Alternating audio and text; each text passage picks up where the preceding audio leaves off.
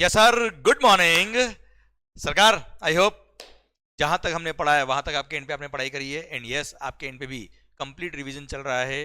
Day by day आप रोज सीख रहे हो कुछ ना कुछ और एक स्टेप आगे बढ़ रहे हो अपनी लाइफ में। आइए बच्चों, कल हमने बात करी थी क्या, सप्लाई। सर आगे बढ़ते हैं हम। सर यहां पर हम बात कर रहे थे GST, goods and services tax.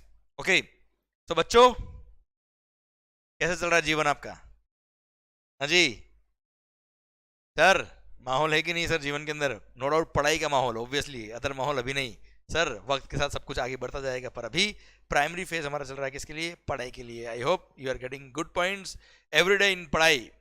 Good, okay okay मालिक। चलिए सर, हमने कल बात करी थी सप्लाई की डेफिनेशन में। सप्लाई में हमने पढ़ा था sir, supply includes, section number 7, sub section number 1।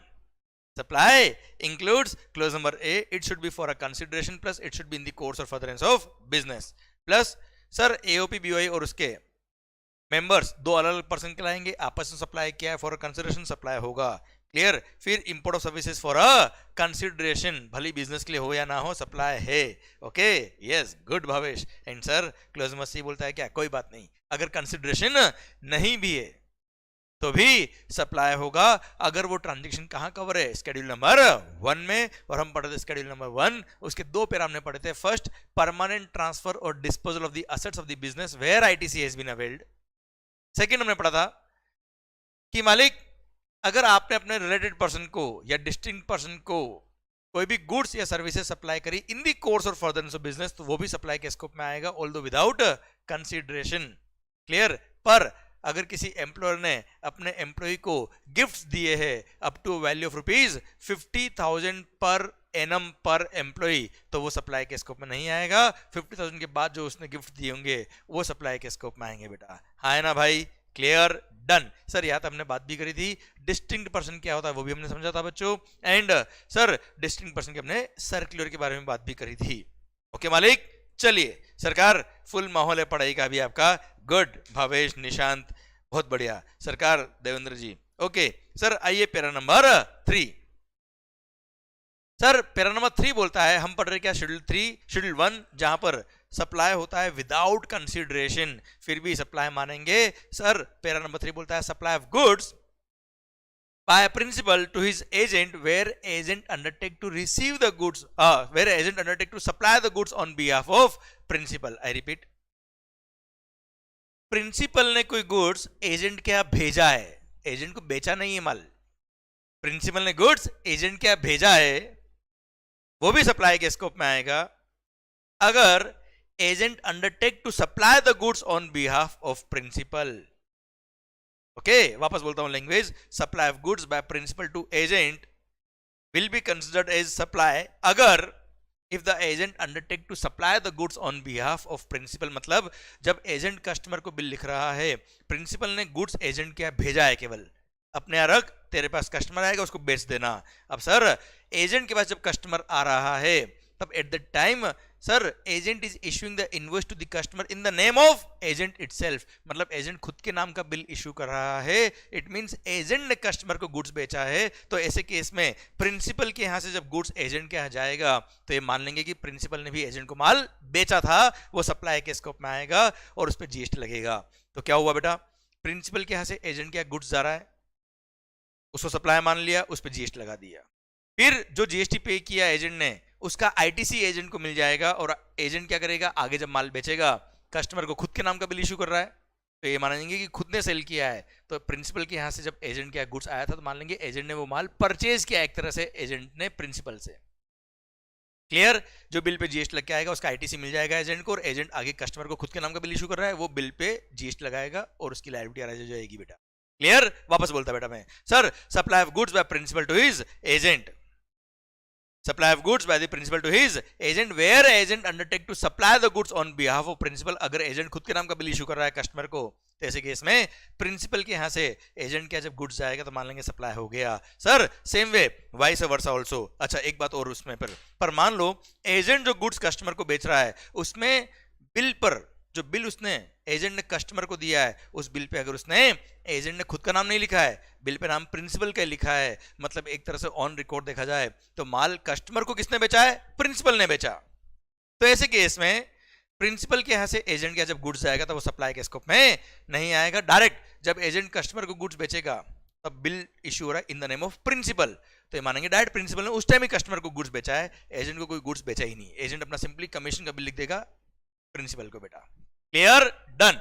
Sir वापस बोलता था बच्चा में, ये देखा लिखा हुआ है वेयर, ये सर्कुलर भी है और यही पॉइंट भी मैंने समझा दिया बेटा आपको, where the invoice is issued by the agent to the customer in the name of principal, मतलब एजेंट प्रिंसिपल के नाम का बिल इशू कर रहा है कस्टमर को, तो ऐसे केस में प्रिंसिपल के यहां से एजेंट के जरा वो सप्लाई नहीं हुआ और ऐसे केस में वो शेड्यूल 1 के पैरा नंबर 3 में कवर नहीं होगा।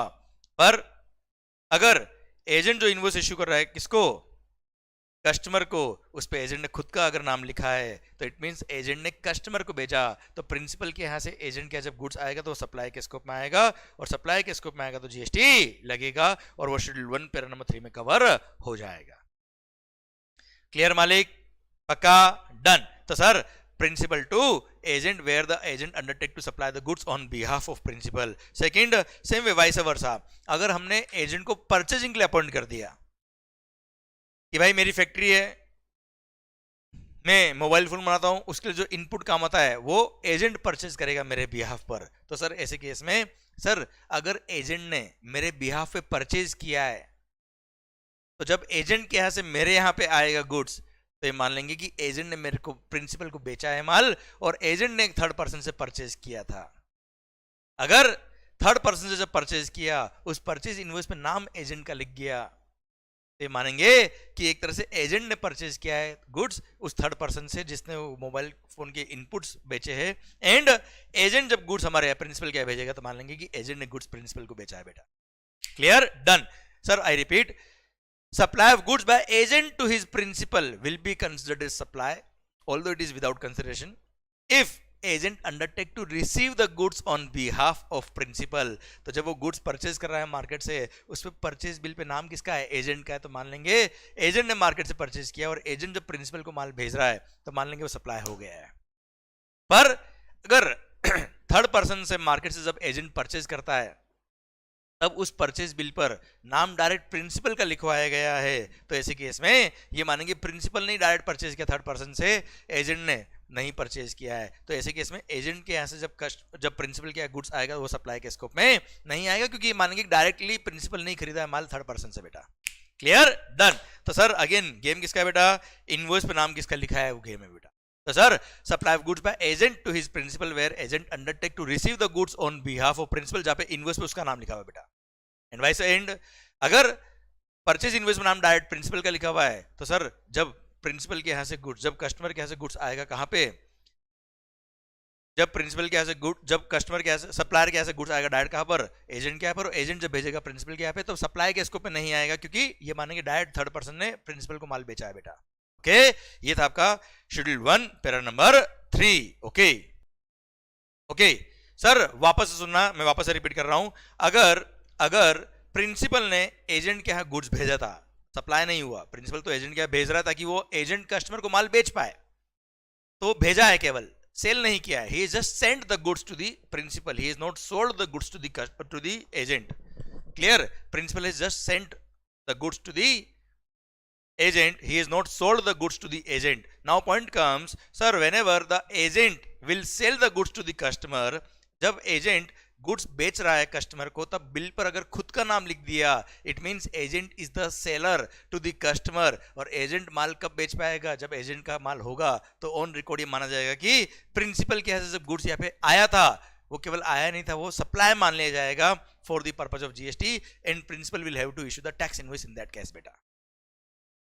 तो अगर एजेंट खुद के नाम का इनवॉइस इश्यू कर रहा है to the customer, if the agent is issuing the invoice in his own name to the customer, तो ऐसे केस में sir agent is supplying the goods to the customer, so principal ने जो goods भेजा है उसको सप्लाई मान लेंगे and it will be considered as supply and GST will be charged on the goods being sent by principal to agent, right sir.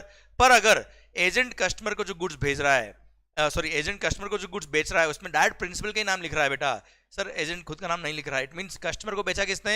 Principal ने बेचा, और प्रिंसिपल ने बेचा मतलब जब प्रिंसिपल क्या से एजेंट क्या जा रहा है, वो सप्लाई नहीं है। डायरेक्ट जब एजेंट ने कस्टमर को बेचा तो मानेंगे डायरेक्ट प्रिंसिपल नहीं बेचा था, डायरेक्ट गुड्स किसको, कस्टमर को बेटा। क्लियर? ये देखिए वापस से मैंने चार्ट बना रखा है आपके लिए कि where invoice is issued by the agent to the customer in the name of principal, मतलब एजेंट ने डायरेक्ट प्रिंसिपल के नाम का बिल इशू किया है कस्टमर को, तो वो सप्लाई के स्कोप में नहीं आएगा। और अगर एजेंट ने खुद के नाम का बिल इशू किया है कस्टमर को, मतलब एजेंट ने खुद ने कस्टमर को बेचा है, तो प्रिंसिपल के यहां से जब एजेंट का गुड्स आ रहा है तो मान लेंगे वो सप्लाई हुआ है, और सप्लाई हुआ मतलब जीएसटी लगेगा। क्लियर मालिक? Good sir. सेम वे, ये तो बात करी मैंने सेल की, अब बात कर रहा हूं परचेजिंग की। अब मान लो मेरी फैक्ट्री है सर मोबाइल फोन की, मेरे को माल परचेज, मेरे को कुछ इनपुट्स परचेज करने का है। अब मैंने इनपुट परचेज करने के लिए किसी एजेंट को अपॉइंट किया, परचेजिंग एजेंट, कि तुम्हारा परचेजिंग पावर अच्छा है, तुम परचेज करो मेरे बिहाफ पर। अब नाउ एजेंट परचेज करके प्रिंसिपल के पे भेजेगा। अब जब एजेंट परचेज कर रहा है माल, तो जो थर्ड पर्सन से गुड्स खरीदा एजेंट ने, वो उस बिल पर, जैसे मान लो निशांत से उस एजेंट ने परचेज किया, और निशांत ने जो बिल पे कस्टमर का नाम लिखा वो एजेंट का नाम लिख दिया बेटा। एक तरह से निशांत ने एजेंट को गुड्स बेचा, तो now whenever agent will send the goods to the principal, ऐसे कैसे मानेंगे कि agent has sold the goods to the principal, क्योंकि एक तरह से बिल के हिसाब से देखा जाए तो उस निशांत ने जो माल बेचा वो एजेंट को बेचा है, क्योंकि बिल पे नाम किसका है, एजेंट का है। Now agent will send the goods to the principal, इसको सप्लाई मान लिया जाएगा। तो मालिक sir whenever agent is buying the goods, तो थर्ड पर्सन ने जो बिल लिखा है वो अगर एजेंट का नाम का बिल लिख दिया, तो सर एजेंट के ऐसे जब प्रिंसिपल के यहाँ जाएगा गुड्स, तो मान लेंगे सप्लाई हुआ है। सेकंड थिंग, अगर थर्ड पर्सन जो निशान था जिसने एक्चुअली गुड्स सप्लाई किया, उस पर बिल ही किसका नाम का लिख दिया, प्रिंसिपल का नाम का बिल लिखा है। अब गुड्स गए एजेंट के पास और एजेंट ने प्रिंसिपल के यहाँ गुड्स भेजा, तो वो सप्लाई के स्कोप पे नहीं आएगा, क्योंकि ये मानेंगे निशान ने डायरेक्टली प्रिंसिपल को गुड्स बेच दिया है बेटा। क्लियर? डन। तो I repeat the language sir, purchasing वाली language, supply of goods by agent to principal will be considered as supply if the agent undertake to receive the goods on behalf of principal, मतलब purchase bill pay नाम agent का लिखा, तो agent के ऐसे जब principal के goods आएगा तो सप्लाई मान लेंगे, और सप्लाई है तो जीएसटी लग जाएगा। Clear? Done. Although it is without consideration, फिर भी सप्लाई के स्कोप में आएगा, और सप्लाई के स्कोप में आ गया मतलब लग गए क्या, जीएसटी। क्लियर? पक्का? डन। ये हमने पढ़ा बेटा। क्लियर? इन एग्जांपल के थ्रू मैंने सर्कुलर भी आपके कवर कर लिए। ओके मालिक? चलिए अब एक सर्कुलर और आता है बेटा डेल क्रेडिट एजेंट का। अच्छा एक बात और बेटा, जहां पे भी agent is supplying the goods to the customer, मतलब एजेंट खुद के नाम का अगर बिल इशू करता है, तो ऐसे एजेंट को कंपलसरी रजिस्ट्रेशन भी, हम ऐसा रजिस्ट्रेशन चैप्टर में पढ़ेंगे सेक्शन नंबर 24 में, उस एजेंट को कंपलसरी रजिस्ट्रेशन कराना पड़ता है बेटा। ओके आओ बच्चों, आओ आगे बात करते हैं। सर अब एक सर्कुलर आता है किसका, डेल क्रेडिट एजेंट का, डीसीए का, बड़ा ही सुंदर ये सर्कुलर है बच्चों। सिंपल, हमने वैल्यूएशन में ये बात करी हुई है, नहीं भी करी तो मैं बोल देता हूं कि जब भी आप कस्टमर को गुड्स बेचते हो, पहले वैल्यू का बात समझिए, फिर डीसीए वाला पॉइंट समझ में आएगा आपको बेटा। जब भी आप गुड्स कस्टमर को बेचते हो, in that case whenever you are supplying the goods to the customer, तो ऐसे केस में जब कस्टमर को माल सप्लाई किया है आपने, किसने माल सप्लाई किया बेटा, सप्लायर ने। क्लियर? अब सप्लायर ने जो कस्टमर को माल बेचा उसके लिए 1 crore rupees the sale price. अब 1 करोड़ के अलावा अगर कस्टमर पेमेंट देने में लेट हो गया, उसे late payment fees, interest, penalty, किसी भी नाम से अगर अमाउंट रिकवर किया है over and about the price, जैसे 2 लाख रुपए इंटरेस्ट भी ले लिया, तो value for the purpose of GST will be 1 crore 2 lakhs। अगर सप्लायर कस्टमर को गुड्स बेचता है, आई रिपीट,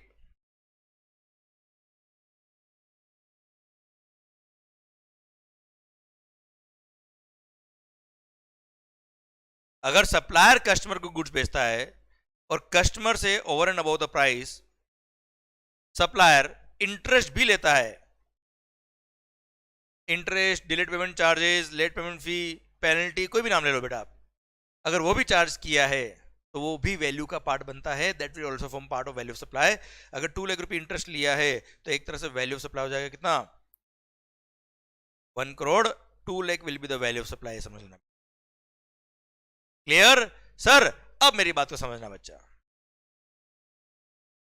पर अगर सप्लायर ने कस्टमर से इंटरेस्ट नहीं लिया तो 1 crore will be the value, simple, okay ठीक है। अब डेल क्रेडिट एजेंट का सर्कुलर बहुत अच्छे से समझ में आएगा। डेल क्रेडिट एजेंट क्या करता है बेटा, जैसे प्रिंसिपल है यशवंत मंगल सर,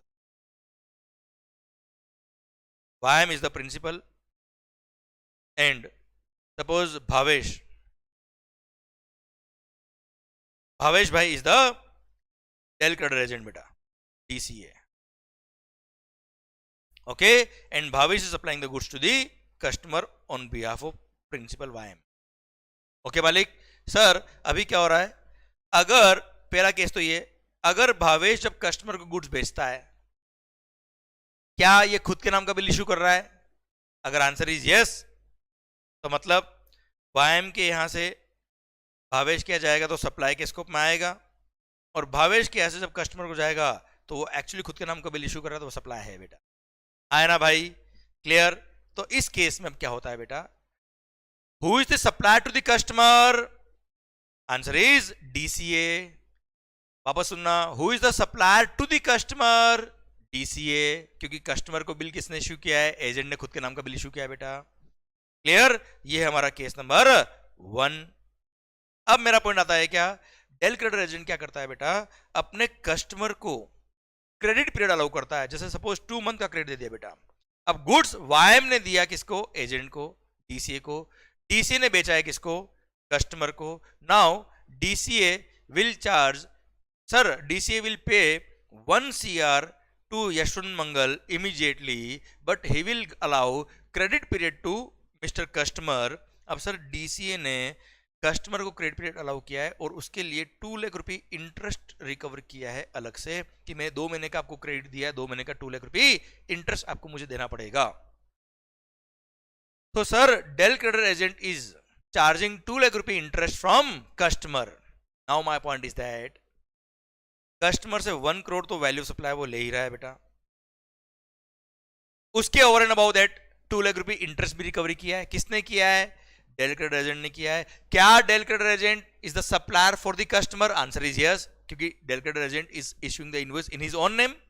तो ऐसे केस में सप्लायर कौन है, भावेश भाई, जो हमारे DCA है। So DCA is charging 1 crore 2 lakh from the customer, so 2 lakh रुपए जो इंटरेस्ट है वो भी वैल्यू का पार्ट बनेगा, and entire 1 crore 2 lakh will be charge to GST, अगर एजेंट खुद के नाम का बिल इशू करता है तो बेटा। Second case, sir case number 2, अगर YM जो प्रिंसिपल है, he supplying the goods to DCA जो हमारे भावेश भाई है, clear, and Bhavesh is supplying the goods to customer. अब पॉइंट आता है क्या,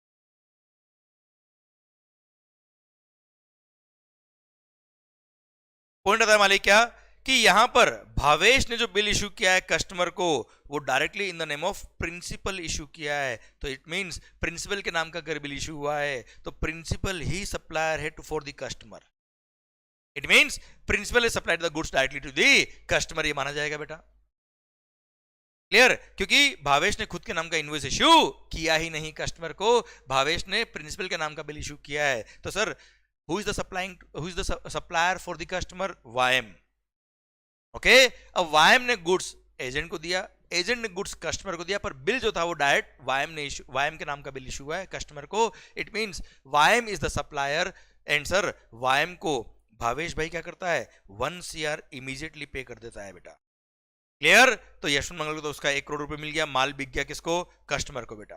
now Bhavesh being the agent, इसने क्रेडिट अलाउ किया हमारे कस्टमर को, और क्रेडिट अलाउ करने की वजह से 2 लाख रुपए इंटरेस्ट चार्ज किया कस्टमर से, जो लास्ट केस में भी था बेटा।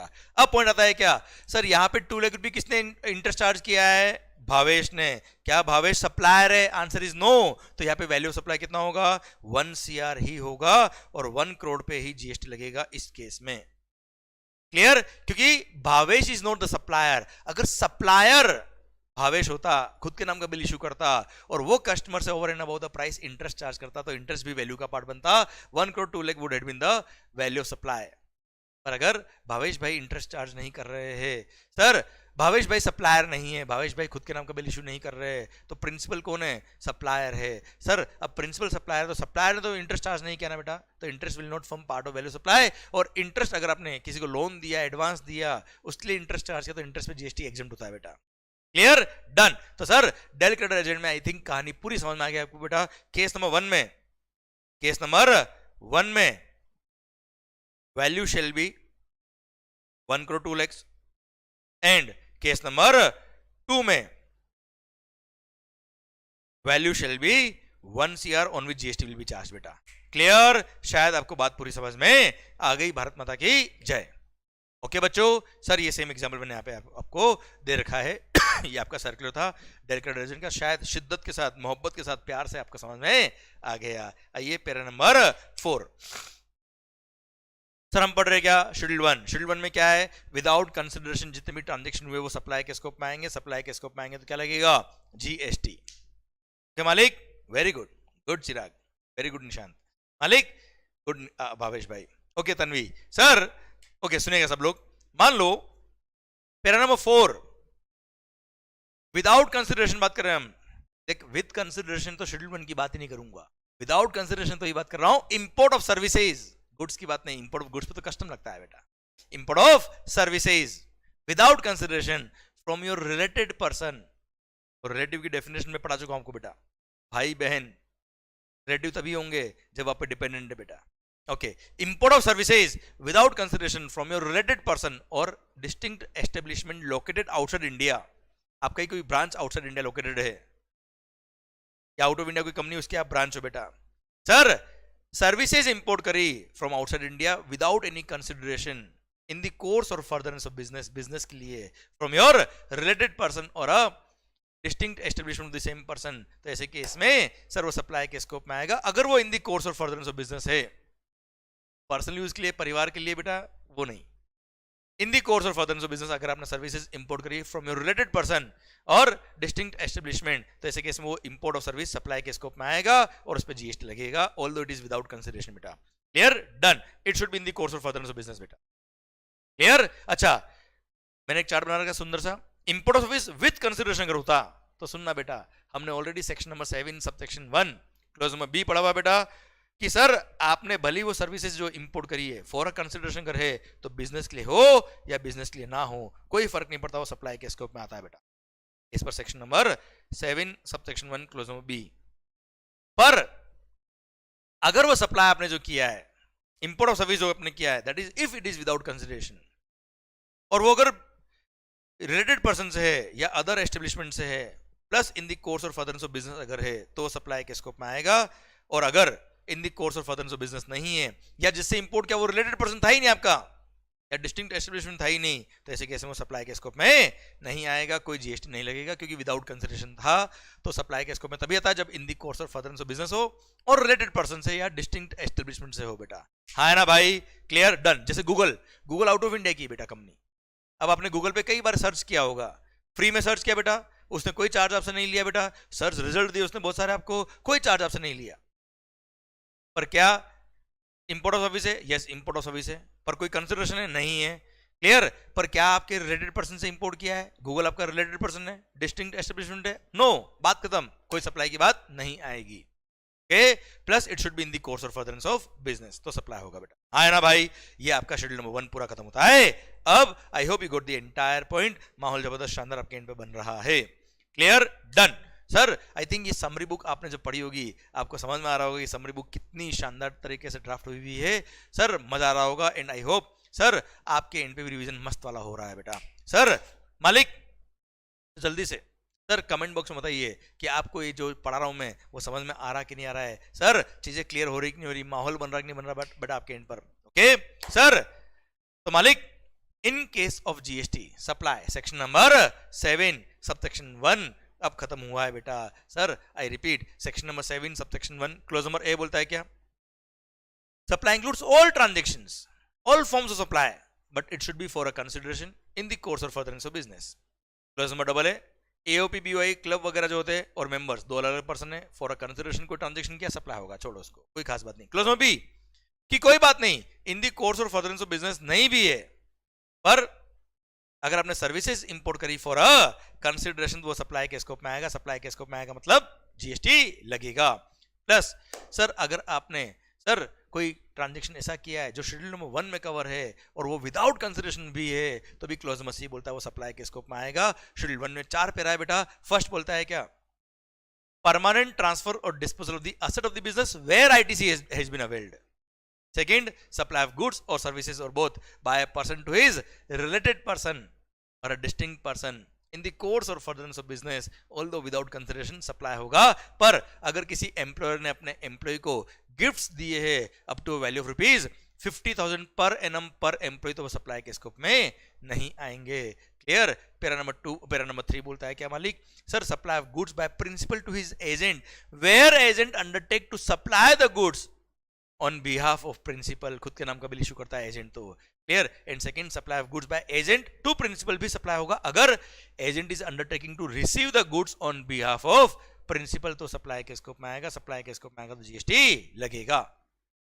Clear, done. And sir para number 4 बोलता है सर्विसेज इंपोर्ट करी विदाउट कंसिडरेशन, सर्विसेज इंपोर्ट करी विदाउट कंसिडरेशन वो भी सप्लाई के स्कोप में आएगा अगर आपने जो इंपोर्ट किया था वो in the course of furtherance of business था, प्लस इंपोर्ट जो किया वो फ्रॉम योर रिलेटेड पर्सन था या आपके अदर एस्टेब्लिशमेंट से आपने इंपोर्ट किया था तो वो सप्लाई के स्कोप में आएगा, और सप्लाई के स्कोप में आएगा तो क्या लग गया, जीएसटी बेटा।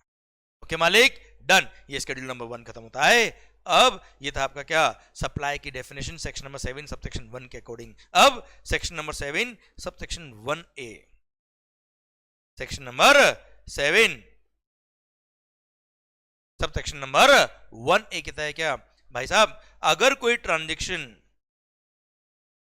सप्लाई है एज पर सबसेक्शन नंबर 1 और वहां डिस्प्यूट है कि सप्लाई ऑफ गुड्स होगा कि सप्लाई ऑफ सर्विस होगा, तो सर उसके लिए गवर्नमेंट ने क्या किया, शेड्यूल नंबर 2 दिया और शेड्यूल नंबर 2 देके ये समझा दिया कि ये ट्रांजैक्शन सप्लाई ऑफ गुड्स होगा कि सप्लाई ऑफ सर्विस होगा।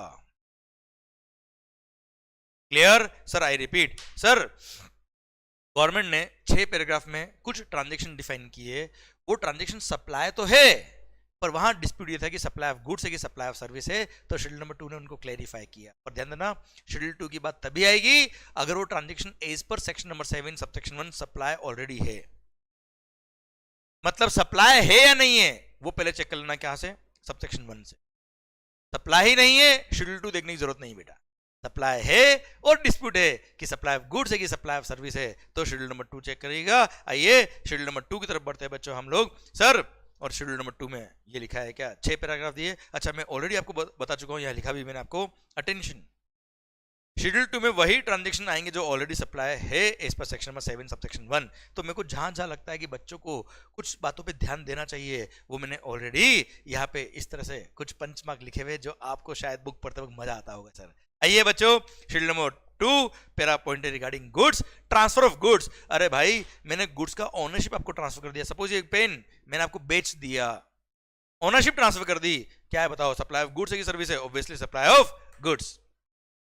सेकंड, सर कोई गुड्स मैंने आपको बेचा नहीं है, मैंने उसका राइट दिया आपको, जैसे रेंटिंग पे दिया मशीन मैंने आपको बेटा, कोई गुड्स रेंट पे दिया है, it's a supply of service.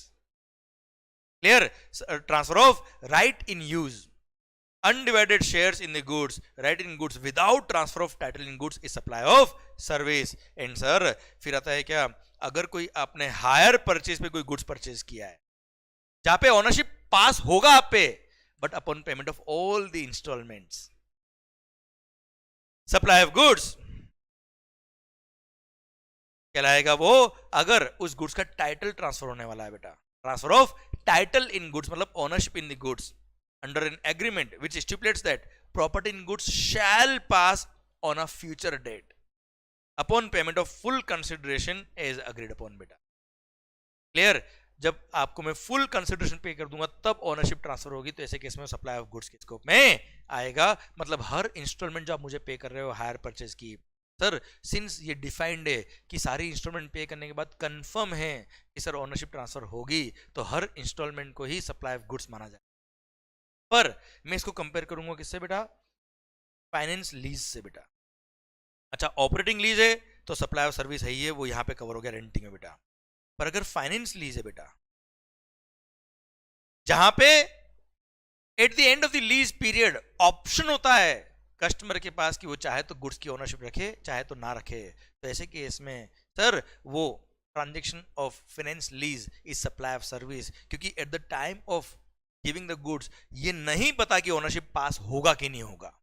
हाँ, suppose every month finance lease का अमाउंट है suppose 1 lakh, eight the end of the lease period lazy के पास ऑप्शन होगा कि वो 5 लाख रुपए पे करे और ओनरशिप ले अपनी बेटा गुड्स की, तो हर महीने जो 1 लाख पे कर रहा है that is a supply of service, that is a supply of service. And अगर at the end of the lease period अगर उसने 5 लाख वाला ऑप्शन नहीं लिया, काम खत्म, 5 लाख वाला ऑप्शन लिया तो एक तरह से 5 लाख रुपए दिया और गुड्स खरीदा उसने, तो 5 lakh will B supply of goods. Clear sir? ये लिखा है पैरा नंबर 5 में, जो मैंने आपको यही पढ़ा दिया, ये रहा पॉइंट बेटा। Transfer of right to use any goods for any purpose, right to use, right in use नहीं बेटा, यहाँ पे इफेक्टिव कंट्रोल और पोजीशन ट्रांसफर हो रहा तो भी आपको चिंता करने की जरूरत नहीं, राइट इन यूज हो या राइट टू यूज हो अभी उसका रिलेवेंस नहीं रहा, क्योंकि दोनों ही सप्लाई ऑफ सर्विस है बेटा। फाइनेंस लीज हो या ऑपरेटिंग लीज हो, दोनों ही क्या है? सप्लाई ऑफ सर्विस है। लास्ट में लीज पीरियड खत्म होने के बाद अगर वो गुड्स खरीदता है तो सेल ऑफ गुड्स कहलाएगा, वो वाला ट्रांजेक्शन 5 लाख वाला ट्रांजेक्शन सप्लाई ऑफ गुड्स कहलाएगा, बाकी सारे ट्रांजेक्शन जो लीज के थे वो क्या है? Supply of service. क्लियर मालिक? बहुत अच्छा, आई होप डिफरेंशिएशन पूरा अच्छे से क्लियर हो गया बेटा आपके इन पर। अब मालिक सरकार प्रभु आइए, लैंड और बिल्डिंग, सरकार लैंड और बिल्डिंग बेचा है, वो सप्लाई के स्कोप में नहीं आएगा, ऐसा हम पढ़ेंगे शेड्यूल नंबर 3 में बेटा। पर अभी मैंने लैंड और बिल्डिंग बेचा नहीं है सर, लीज पे लिया है, रेंट पे लिया है, टेनेंसी राइट लिया है, ईजमेंट लिया है, right to occupy the land है, तो रेंट वगैरह पे लिया है, वो क्या है? सप्लाई ऑफ सर्विस है। Same way leasing, letting out of building including a commercial, industrial, residential complex, for business हो, कमर्शियल हो, या भली पार्टली दिया या होली दिया बेटा, it is a supply of service. A shop let out in busy market area is supply of service. Clear? तो land और बिल्डिंग अगर अपने लीज पे दिया है, रेंट पे दिया है, टेनेंसी राइट दिया है, ईजमेंट राइट्स दिया, तो सप्लाई ऑफ सर्विस होता है बेटा। क्लियर? पक्का मालिक? डन। तो सर ये था क्या? लैंड और बिल्डिंग के रिगार्डिंग पैरा नंबर 2। आइए पैरा नंबर 3, सर किसी और की गुड्स पे आपने कोई ट्रीटमेंट किया है, रिपेयरिंग किया है बेटा, it's a supply of service. आप मुझे बताओ, कोई कार खराब हो गई, मैकेनिक ने रिपेयरिंग किया है, तो रिपेयरिंग के जो चार्जेस लिए वो क्या है? सप्लाई ऑफ सर्विस ना, दैट्स व्हाट। अप्लाइड ट्रीटमेंट और process apply to another persons goods, जैसे जॉब वर्क हो गया, रिपेयरिंग हो गया, etcetera, all are supply of service. आपने किसी टेलर को कपड़ा दिया, उसने स्टिच करके शर्ट बना दिया, तो जो स्टिचिंग चार्जेस उसने लिए suppose ₹500 is a supply of service. Okay मालिक? चलिए प्रभु। Sir transfer of business assets, अच्छा आप मुझे बताओ, इसको पढ़ने से पहले अगर मैंने अपने बिजनेस के असेट्स परमानेंट ट्रांसफर कर दिए, बताओ सप्लाई ऑफ गुड्स होगा, सप्लाई ऑफ सर्विस होगा? क्या क्या रेंट पे दिए, क्या किराए पे दिए, टेम्पररी दिए? नहीं, परमानेंट ट्रांसफर कर दिए, ऑब्वियसली सप्लाई ऑफ गुड्स कहलाएगा बेटा। यार फर्स्ट पॉइंट ये बहुत इजी है सर, इसको समझने की कोशिश करिए, याद करने की कोशिश मत करो। सर मैं कह रहा हूं यहां बर्डन मत रखो, चीजों को हमेशा दिल में उतारो, दिल में उतार के समझोगे और खुद के दिल से पूछोगे कि क्या होना चाहिए, खुद इमेजिन करोगे, उसको समझ के पढ़ोगे, तो सर चीजें अपने आप सॉल्व होगी, चीजों को याद करने की जरूरत नहीं है सर। सर देना प्यार किया नहीं जाता, प्यार हो जाता है, है ना भाई? सेम वे सर कॉन्सेप्ट को समझा जाता है बेटा, कॉन्सेप्ट को याद नहीं किया जाता है। समझ लिया, अपने आप याद होगा बेटा, ठीक है? चीजों को सोल्व करना सीखो, याद करना मत सीखो बेटा। क्या मालिक? याद अपने आप हो जाएगा यार।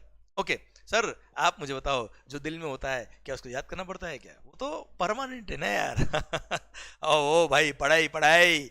सर आइए, तो para number 1, para number 4 clause number A बोलता है क्या कि मालिक goods forming part of the assets of the business are transferred और डिस्पोज्ड ऑफ, ट्रांसफर कर दिए, डिस्पोज ऑफ कर दिए, और under the direction of the person carrying on the business, so is no longer to form part of those assets, मतलब permanently भेज दिए, अब हमारे एसेट का पार्ट बचा ही नहीं, तो ऐसे केस में वो क्या है? Supply of goods. Clear? Sir second आता है क्या, अगर आपने बिजनेस का कोई एसेट था, वो किसी को पर्सनल यूज के लिए दे दिया बेटा, टेम्परेरीली, जैसे सर बिजनेस की कार थी, आपने अपने एम्प्लॉय को 10 दिन के लिए पर्सनल यूज के लिए दी बेटा, जैसे केस में वो क्या होगा? सर सप्लाई ऑफ सर्विस होगा, और टेम्पररी ट्रांसफर किया बेटा। Goods held or used for business are put to private use or are made available to any person for any purpose other than a business purpose by or under the direction of a person carrying on the business बेटा. जैसे कि इसमें supply of service को permanent transfer नहीं किया बेटा, permanent होता तो क्लोज नंबर ए क्लियर. फिर क्लोज नंबर सी, सर अगर मान लो कोई पर्सन जीएसटी में रजिस्टर्ड है बेटा और उसका रजिस्ट्रेशन क्या करा दिया उसने, कैंसिल, या डिपार्टमेंट ने कर दिया उसने खुद ने कैंसिल कर दिया बेटा, तो सर अगर उसका रजिस्ट्रेशन हो जाता है कैंसिल तो जितने भी उसने बिजनेस के असेट परचेज किए हुए थे, जिनके परचेज पे उसने आईटीसी लिया हुआ था, वो सारे के सारे बिजनेस असेट मान लेंगे उसने खुद ने ही खुद को सप्लाई कर दिए. डिम्ड सप्लाई होगा, सप्लाई ऑफ गुड्स कराएगा बेटा वो, क्योंकि परचेज पे आईटीसी लिया, अब आपने रजिस्ट्रेशन कैंसिल कर दिया, आज के बाद सप्लाई करोगे उस पर जीएसटी लगेगा नहीं, तो परचेज भी टैक्स पे किया, उसका क्रेडिट क्यों दे बेटा, इसलिए उसको सप्लाई के इसको मैं कवर कर लिया. पर इसके दो एक्सेप्शन है कि अगर आपने बिजनेस कंटिन्यू किया है as a going concern, clear, और एज ए गोइंग कंसर्न आपने मतलब किसी और थर्ड पर्सन को आपने बिजनेस ट्रांसफर किया और वो अनदर पर्सन बिजनेस को कंटिन्यू कर रहा है एज ए गोइंग कंसर्न, या फिर आपके लीगल रिप्रेजेंटेटिव, जैसे कोई पर्सन डेथ हो गई बेटा या कोई पार्टनरशिप कंपनी बन गई तो पार्टनरशिप का रजिस्ट्रेशन कैंसिल हुआ और कंपनी में कंटिन्यू हो गया, क्या फर्क पड़ता है बेटा, गवर्नमेंट को कोई लॉस नहीं इसमें, जो असेट का क्रेडिट लिया था वो आगे कैरी फॉरवर्ड हो जाएगा और वो जब कंपनी आगे बेचेगी माल तब जीएसटी लगेगा बेटा वैसे भी. तो एक्सेप्शन क्या है, अगर बिजनेस कंटिन्यू हो रहा है as a going concern by either by another person और बाय पर्सनल रिप्रेजेंटेटिव तो कोई दिक्कत वाली बात नहीं है, ऐसे केस में सप्लाई नहीं माना जाएगा उन असेट्स को. अदरवाइज आपका रजिस्ट्रेशन अगर आपने कैंसिल कराया है तो जितने भी असेट के परचेज पे आपने आईटीसी लिया था जो आपके पास अभी पड़े वो सारे एसेट मान लेंगे आपने खुद ने खुद को सप्लाई कर लिया और सप्लाई ऑफ गुड्स के स्कोप में वो आएंगे. क्लियर मालिक, डन. ये था क्या, पैरा नंबर 4. आइए बच्चों अब चल रहे कहां, पैरा नंबर 5. पैरा नंबर 5 क्या है सर, यहां पे 6 पॉइंट दे रखे, these are regarding supply of services.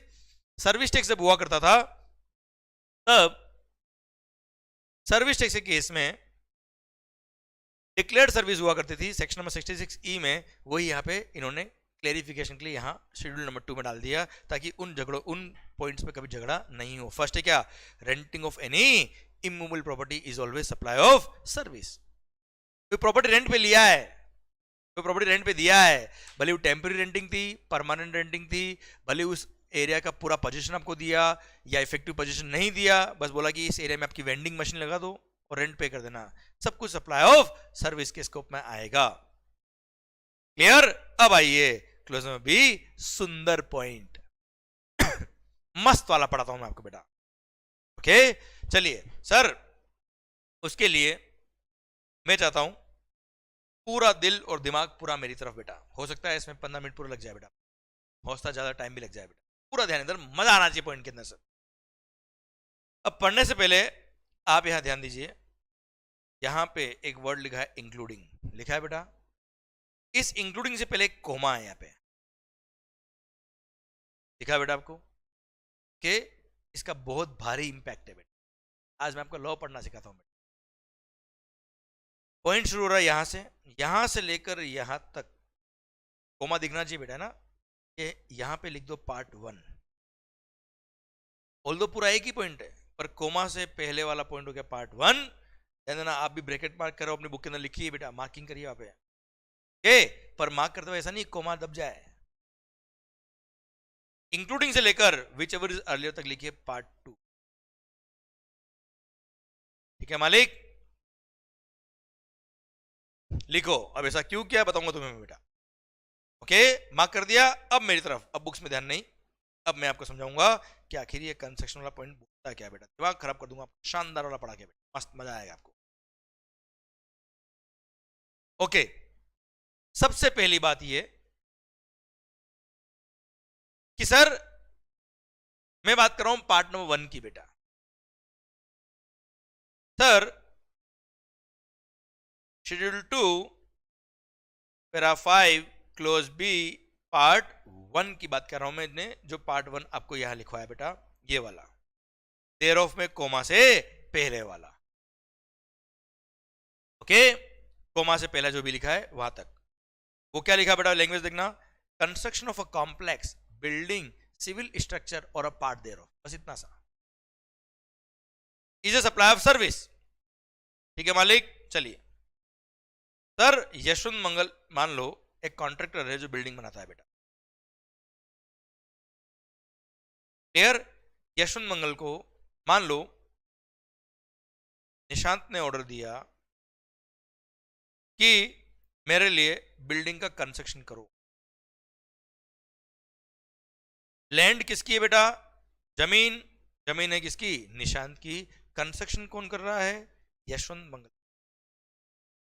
Clear? Nishant ने बोला मेरे लिए घर बनाना है, मेरे लिए ऑफिस बनाना है, मेरे लिए बंगलो बनाना है, मेरे लिए ये फैक्ट्री का कंस्ट्रक्शन कर रहा है। Clear sir? मैंने बोला ओके, काम हो जाएगा। कितने टाइम में होगा? 1 मंथ में होगा। पहला पैसा बोलो। मैंने बोला 1 CR। इससे बोला डन। क्लियर? और निशांत ने बोला जो मटेरियल चाहिए वो मेरे से लेना, आप केवल काम करो, सीमेंट, स्टील, आयरन जो चाहिए मैं लाके दूंगा आपको। तो now Yashwant Mangal is providing, sir Yashwant क्या कर रहा है? आपके लिए बिल्डिंग बना रहा है बेटा। तो Yashwant Mangal is providing construction services to mister Nishant. Clear है भाई? Okay good. तो sir Yashwant Mangal is providing construction services to mister Nishant for ₹1 CR। Doubt इसमें बेटा? खत्म। तो सर मैंने आपके लिए कोई बिल्डिंग बनाई है, कॉम्प्लेक्स बनाया, कोई सिविल स्ट्रक्चर बनाया, या उसका कोई पार्ट बनाया, is a supply of service. ये schedule 2 para 5 clause number B, उसका पार्ट नंबर 1 खत्म। इतना ही। Construction of a complex building, civil structure और अ पार्ट देयर ऑफ, मैंने आपके लिए बनाया, बात खत्म बेटा। Second case, part number 2।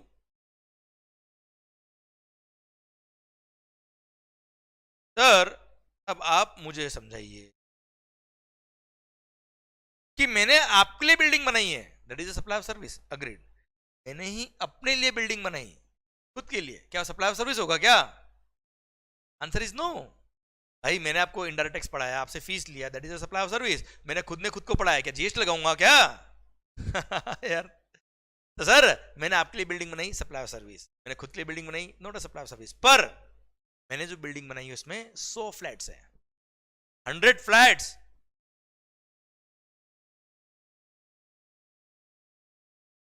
आप मुझे बताओ, मैंने जो बिल्डिंग बनाई है उसमें 100 फ्लैट्स है।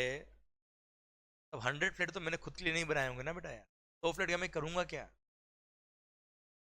सर एक बहुत है बेटा अपने लिए। 100 की जरूरत नहीं पड़ती, एक से काम हो जाता है। तो मालिक अब मेरा पॉइंट आपसे ये है, जीवन जीने के लिए सर हम जीते एक बार है, मरते भी एक बार है, प्यार भी एक बार होता है। क्लियर? तो सरकार हमारे लिए तो एक फ्लैट बहुत है। अब ये 100 फ्लैट जो मैंने बनाया है ये किसके लिए बनाया? These are intended for sale to a buyer.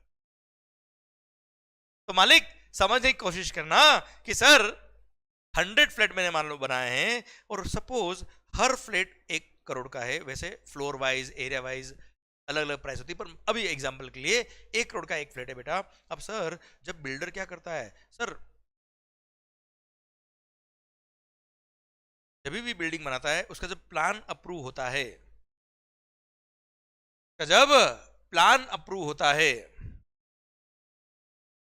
तो ऐसे केस में जैसे ही उसका प्लान अप्रूव हुआ,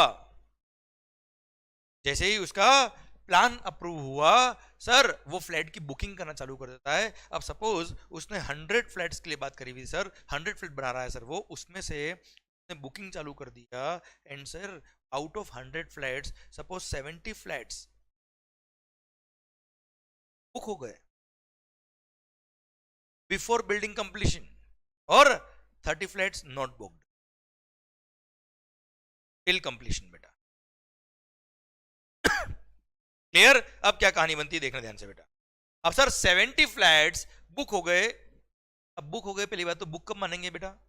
आपने फोन किया कि मंगल मेरे लिए फ्लैट नंबर ब्ला ब्ला ब्ला बुक कर देना। अरे भाई फोन पे हम क्लास की सीट बुक नहीं, फ्लैट तो बहुत दूर की बात है यार। तो आप जब एडवांस कंसिडरेशन देंगे तब जाके फ्लैट बुक होगा बेटा आपके लिए।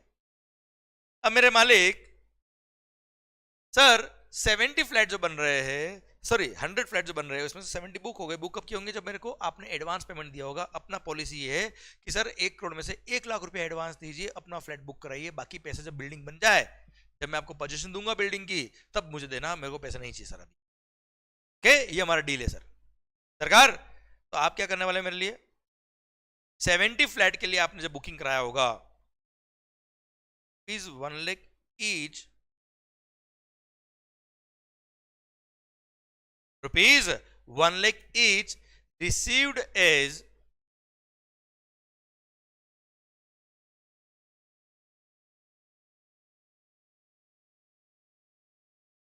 Consideration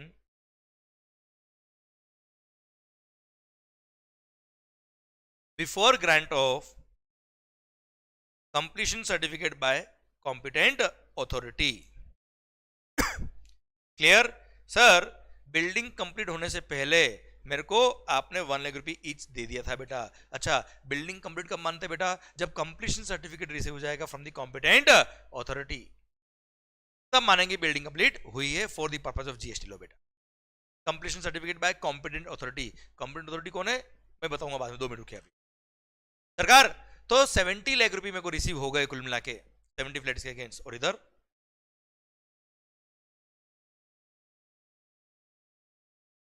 no consideration received till grant of completion certificate by competent authority. No consideration received till grant of completion certificate by the competent authority. Clear? Okay, तो सर वापस से सुनिएगा, 100 फ्लैट्स 1 करोड़ ईच का flat है बेटा। अब सर इसमें से मेरे को 70 फ्लैट मैंने बुक कर दिए, मतलब 1 lakh each received as consideration before grant of completion certificate by the competent authority. And sir इधर 30 फ्लैट्स के लिए मेरे को कोई भी कंसिडरेशन रिसीव नहीं हुआ। अब क्या हुआ कहानी बेटा? सिंस मेरे को, अब आप खुद देखिए बेटा, अगर जिसने 1 लाख रुपए मुझे एडवांस दे दिया है, इट मीन्स अब जो मैं फ्लैट बना रहा हूं वो आपके लिए बना रहा हूं बेटा। मान लो फ्लैट नंबर 420 हमने बुक किया आलिया भट्ट के लिए, फ्लैट नंबर 1 बुक किया जैकलिन के लिए, फ्लैट नंबर 840 बुक किया कियारा अडवाणी के लिए, फ्लैट नंबर 320 हमने बुक किया किसके लिए? कैटरीना कैफ के लिए। सरकार देखिए सर, लोगों के मन में बात आ गई, सर हमारे लिए भी बुक तो मजा आ जाएगा जीवन के, हाँ है ना सर? तो पॉइंट मेरा आपसे ये कि मैंने फ्लैट बुक किया इन लोगों के लिए, तो सर जब आप वो फ्लैट देखने आएंगे, आप वो बिल्डिंग के अंदर जब आएंगे, मैं क्या बोलूंगा, देखो ये वाला फ्लैट बना रहा हूं मैं किसके लिए? आलिया भट्ट के लिए, ये फ्लैट कियारा अडवाणी के लिए, ये फ्लैट कैटरीना कैफ के लिए, ये फ्लैट जैकलिन के लिए। अरे हाँ है ना भाई, समझे मेरी बात? तो वो फ्लैट में बना रहा हूं किसी और के लिए, it means I am providing construction services to these respective persons for construction of the building of their respective flats, है ना भाई? इसीलिए गवर्नमेंट ने बोल दिया क्या? It is also supply of service, और ये सप्लाई ऑफ सर्विस के स्कोप में आएगा as per schedule 2 para number 5 clause number B. मैंने आपको और लिखवा दिया इसमें part number 2। It is supply of service, और सप्लाई ऑफ सर्विस तो जीएसटी लगेगा। अब दिल थाम के देखना क्या लिख रहा हूं मैं बेटा, GST will be levied, GST will be levied समझ रहे मेरी बात? GST will be levied on rupees, दिल थाम के 70 crore. GST will be levied on rupees 70 crores। हाँ, मैंने ये नहीं बोला कि 70 करोड़ पे जीएसटी आज पे कर दो, मैंने बोला 70 करोड़ पे जीएसटी लेवी होगा। कि मेरे को जो आपने 1 लाख रुपए दिया है, तो क्या मैंने आपके लिए केवल बालकनी बुक करी क्या? तो पूरा फ्लैट किया है ना, और फ्लैट बुक किया मतलब फ्लैट के लिए मैं कंस्ट्रक्शन सर्विस दे रहा हूं आपको, और फ्लैट की वैल्यू कितनी है? 1 CR, तो 1 CR पे जीएसटी लगेगा। 70 फ्लैट बुक हो गए तो 70 करोड़ पे जीएसटी लगेगा। हाँ, मैंने ये नहीं बोला कि 70 करोड़ पे आज जीएसटी पे कर दो sir, it's a continuous supply of service. जैसे जैसे पैसा आएगा, कस्टमर जब पैसा देगा तब जीएसटी पे करना है, धीरे धीरे स्टेप बाय स्टेप पे करना है। आज पे नहीं करना, पर पे पूरे पे करना है बेटा। हाँ, क्या लिखता हूं देखना ध्यान से, GST will be levied on entire rupees 70 crore which will be payable to the government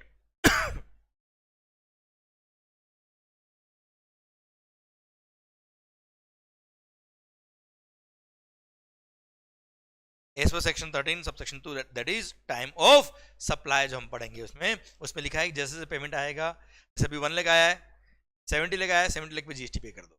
remaining amount जब आएगा परसेंटेज कंप्लीशन मेथड पे, या जैसे भी आता है, जैसे 99 लाख रुपये कब आएंगे, बिल्डिंग कंप्लीट हो जाएगी उसके बाद, तो 99 लाख रुपये इंटू 70 फ्लैट्स, उस टाइम पे जीएसटी उस टाइम पे कर देना, पर पे पूरे 70 करोड़ पे करना पड़ेगा, क्योंकि 70 फ्लैट का कंस्ट्रक्शन इज कंस्ट्रक्शन सर्विस। हाँ, अब 30 फ्लैट्स की बात करता हूं बच्चा मैं, दिस वर नॉट बुक्ड। अगर if these are sold subsequently. अगर 30 flats are sold subsequently, then if 30 flats are sold subsequently, बाद में अगर आपने बेचे, then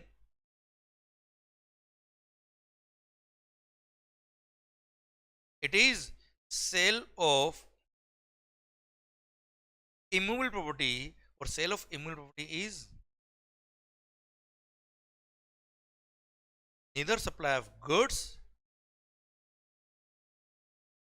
nor supply of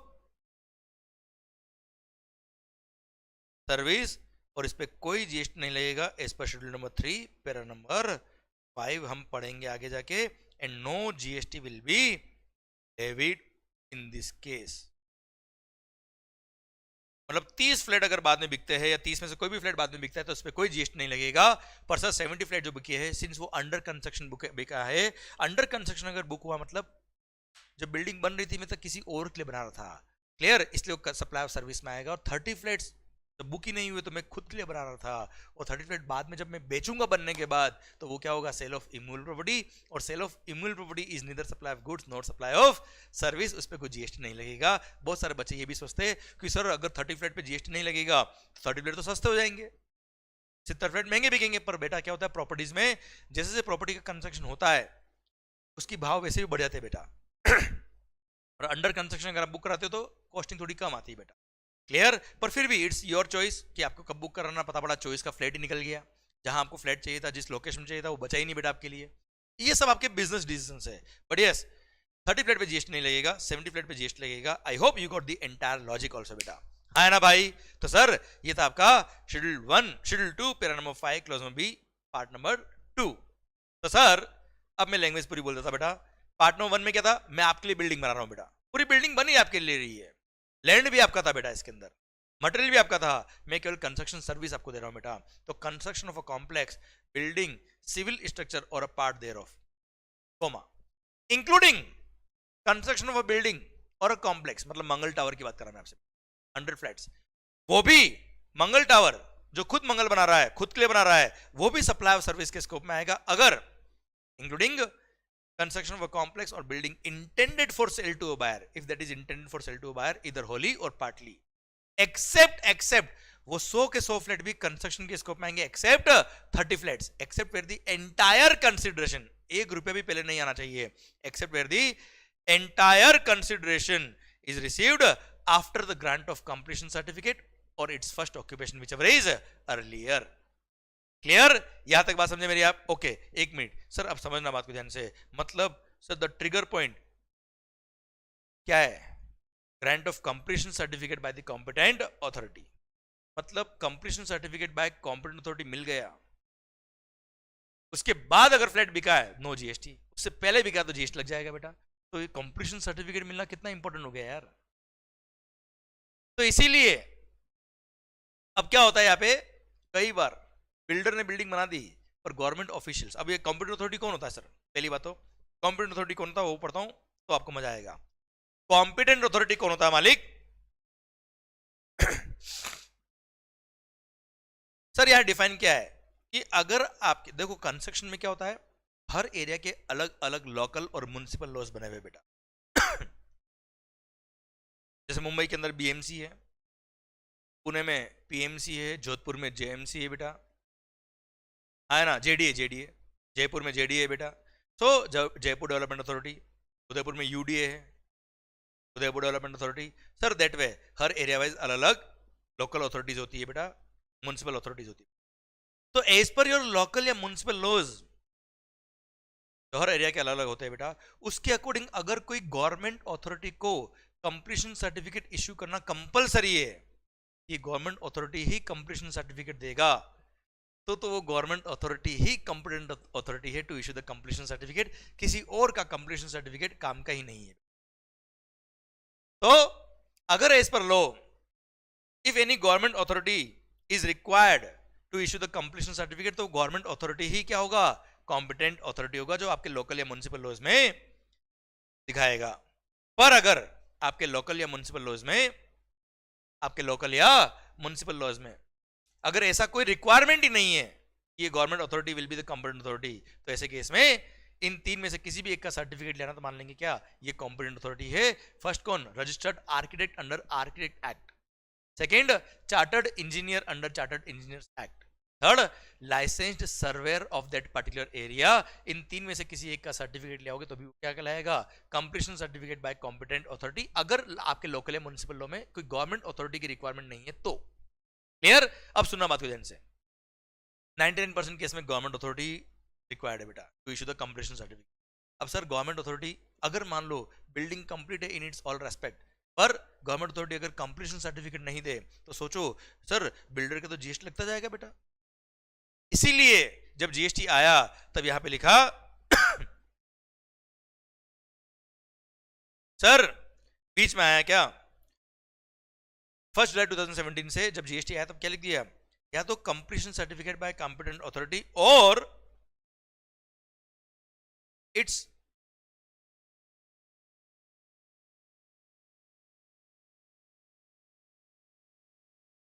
first occupation whichever is earlier. मतलब अगर आपको कंप्लीशन सर्टिफिकेट मिल गया फ्रॉम द कॉम्पिटेंट अथॉरिटी, बहुत अच्छी बात है। वो नहीं मिला पर उस बिल्डिंग, अगर वो बिल्डिंग कंप्लीट है in its all respect, sir नल का कनेक्शन हो गया है, लाइट का कनेक्शन हो गया है, सर सीवरेज चालू हो गया है, मतलब building is complete in its all respect, पर कंप्लीशन सर्टिफिकेट नहीं आया और उसके बाद पर बिल्डिंग पूरी कंप्लीट है बेटा इन इट्स ऑल रेस्पेक्ट, तो किसी ने अगर फर्स्ट ऑक्यूपेशन कर लिया उस बिल्डिंग के अंदर, तो एक फैमिली आगे रहने के लिए वहां पे कोई फ्लैट रहने आगे लोग बेटा, तो मान लेंगे कि वो building is complete in its all respect और उसके बाद जो फ्लैट बिकेंगे उस पर कोई जीएसटी नहीं लगेगा। इसलिए लिख दिया क्या? Or it's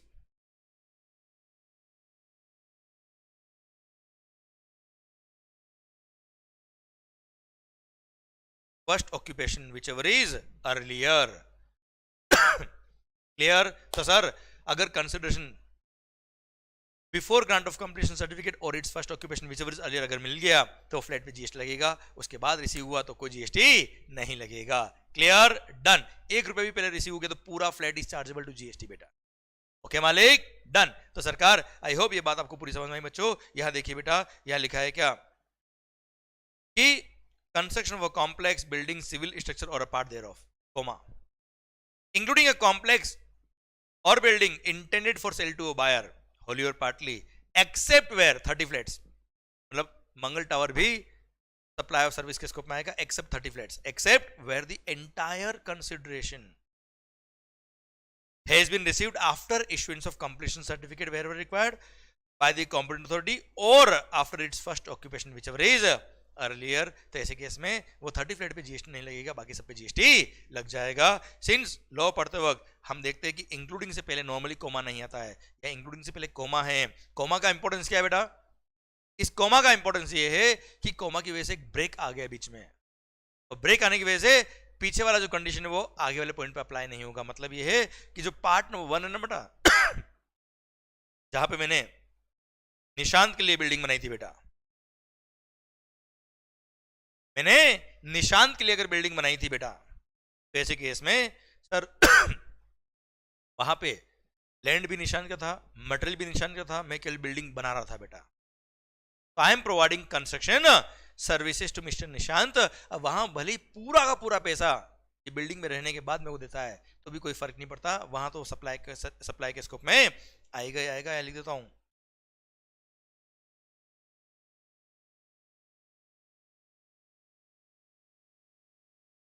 irrespective of when the payment is received। भले पेमेंट पूरा पूरा बाद में आए, भले पेमेंट पूरा पूरा पहले आए, उससे कोई फर्क नहीं पड़ता है सर, वो सप्लाई ऑफ सर्विस के स्कोप में आएगा और सप्लाई ऑफ सर्विस के स्कोप में आएगा मतलब जीएसटी लगेगा। कौन सा? पार्ट 1 की बात कर रहा हूं बेटा मैं। पर पार्ट 2 के केस में क्या है? 1 रुपया भी पहले आ गया तो सप्लाई ऑफ सर्विस के स्कोप में आएगा, पर 1 भी रुपया पहले रिसीव नहीं हुआ तो supply of sale of immovable property के स्कोप में आएगा और उस पर जीएसटी नहीं लगेगा बेटा। क्लियर? डन मालिक। ये था आपका क्या schedule 1, schedule 2, para number 5, clause number B, ये पूरा मैंने पढ़ा दिया। यहाँ पे आपको मैंने आलिया भट्ट, किरण एडवाणी का नाम भी लिखा है सो दैट आपको पढ़ते पढ़ते थोड़ा मजा आ जाए जीवन के अंदर। यहाँ मैंने ये जो पढ़ा है आपको उसका केस भी लिख दिया बेटा। बिफोर कंप्लीशन अगर 1 रुपये भी रिसीव हो गया, इवन इफ सिंगल रुपी, तो सप्लाई के स्कोप में आएगा। बाद में कितना भी आया कोई मतलब नहीं। पर no consideration received before completion, पूरा पूरा पैसा बाद में आया, not taxable as per schedule number 3 हमने पढ़ लिया बेटा। Clear, done. आइए बच्चों अब हम पढ़ते हैं क्या, clause number C, schedule number 2 para number 5, clause number B, clause number C. Copyright, patent, trademark, book का कोई कॉपीराइट है बेटा मेरा वो मैंने आपको टेम्पररी ट्रांसफर किया, उसके अगेंस्ट आप मेरे को रॉयल्टी पे कर रहे हो बेटा। तो royalty is supply of service, उस पर जीएसटी लगेगा। इसको बोलते हैं intellectual property rights. Temporary transfer, temporary transfer और परमिटिंग द यूज और enjoyment of any intellectual property right is supply of service, और सप्लाई ऑफ सर्विस है मतलब जीएसटी लगेगा कॉपीराइट के केस में बेटा। Clear, done. सर समझे मेरी बात, कॉपीराइट, पेटेंट, ट्रेडमार्क, जो रॉयल्टी आप मुझे पे करेंगे वो टेम्पररी ट्रांसफर किया मैंने आपको, कॉपीराइट वगैरह, सप्लाई ऑफ सर्विस है, जीएसटी लगेगा, खास बात नहीं। Next clause number D, sir मैंने आपके लिए सॉफ्टवेयर बनाया, sir end user license based software बनाया, कस्टमाइज सॉफ्टवेयर बनाया, डेवलप किया, एनहांस किया, अपग्रेड किया, इंप्लीमेंट किया, सब सप्लाई ऑफ सर्विस के स्कोप में आएंगे। हाँ, प्री पैकेज्ड सॉफ्टवेयर अगर बेचा होता मैंने, जैसे टैली, ओरेकल, ये प्री पैकेज सॉफ्टवेयर है, कस्टमाइज नहीं हो रहे बेटा, ये सब सप्लाई ऑफ गुड्स के स्कोप में आते हैं। पर मैंने आपके लिए and user based licence software बनाया है, डेवलप किया, डिजाइन किया, प्रोग्राम किया, कस्टमाइज किया, एडेप्टेशन किया, अपग्रेड किया, एनहांस किया, इंप्लीमेंट किया, ये सब सप्लाई ऑफ सर्विस के स्कोप में आएंगे। And sir last point number E, ये बोलता है क्या